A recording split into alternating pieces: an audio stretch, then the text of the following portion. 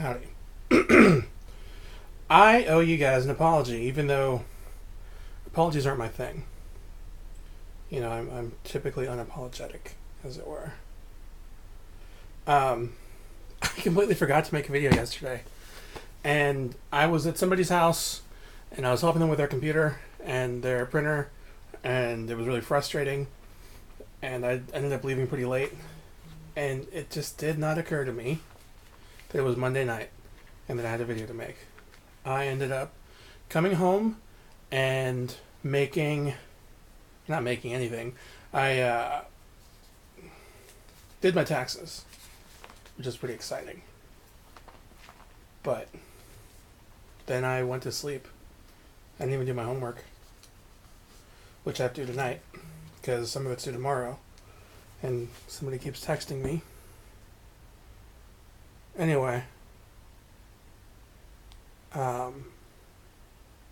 Let's get started. I'm going to read Ether chapter 2. Before I begin, I invite you to pause and say a prayer and ask for discernment so you can totally understand that's what you're supposed to. I also invite you to check out the links in the description where you can download the Gospel Library app for your Windows, Android, iOS device. Or you can read along online, skip ahead, jump back. You can also request a physical copy of the Book of Mormon, unlike this one. Which, if you request from the church, then missionaries will deliver it to you. But if you request one from me by sending me an email at thegospeltruthhaboutwaffles@gmail.com, I will send you one on my own dime, and I'll write my testimony in the inside cover that has to cover any of the available space. And I will do my best to get in the language of your choice, and I will try to write my testimony in the language of your choice. Actually, I won't try, I will. I'll make it happen, that's a guarantee. Unless the language is made up, and, you made it up, then you'll have to teach me first. Otherwise, I can't really do it. Or I'll just say that it is your language, but it's advanced. It's the modern version. Anyway, if you want to analyze a conference talk, go to lds.org, find one, and send me an email, and we will analyze that together. Okay, let's get started. Ether chapter 2.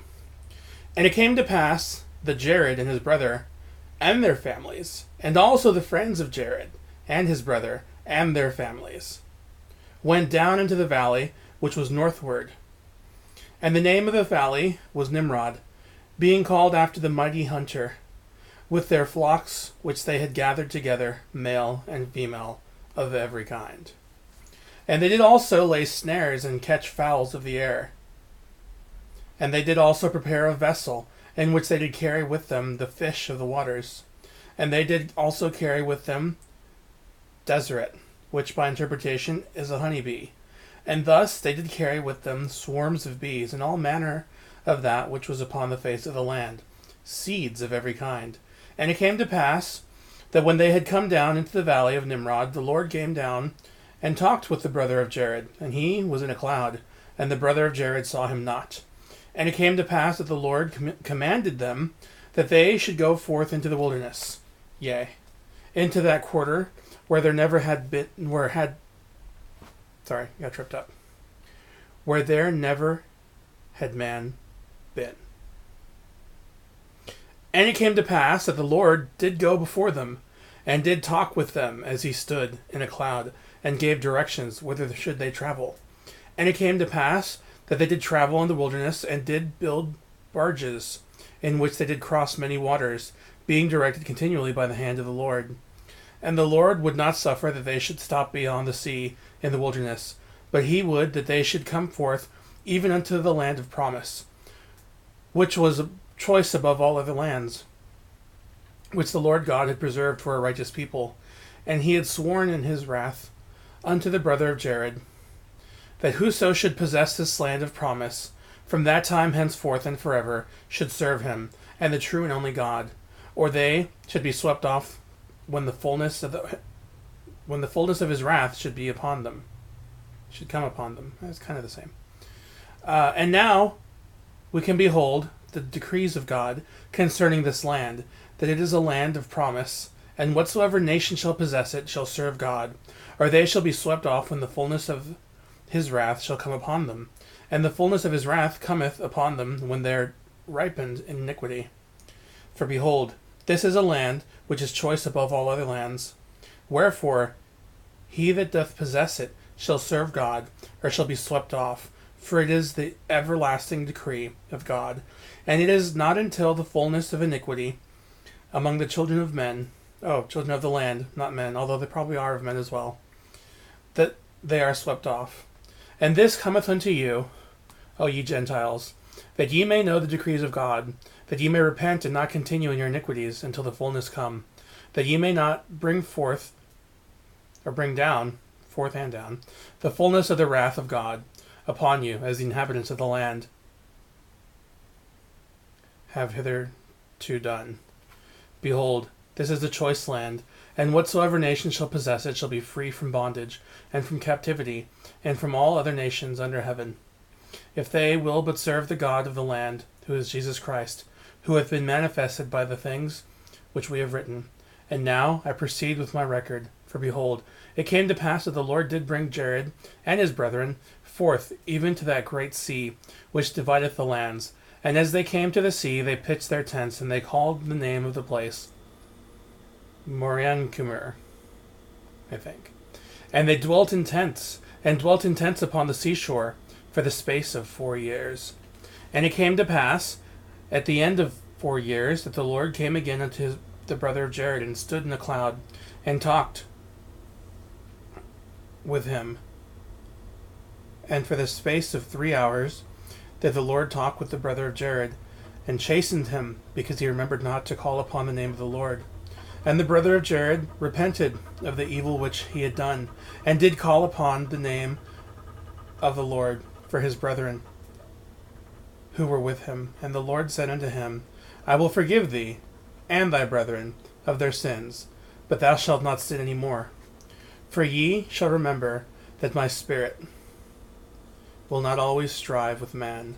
Wherefore, if ye will sin until ye are fully ripe, ye shall be cut off from the presence of the Lord. And these are my thoughts upon the land, which I shall give you for your inheritance. For it shall be a land choice above all other lands. And the Lord said, Go to work, and build after the manner of barges which ye have hitherto built.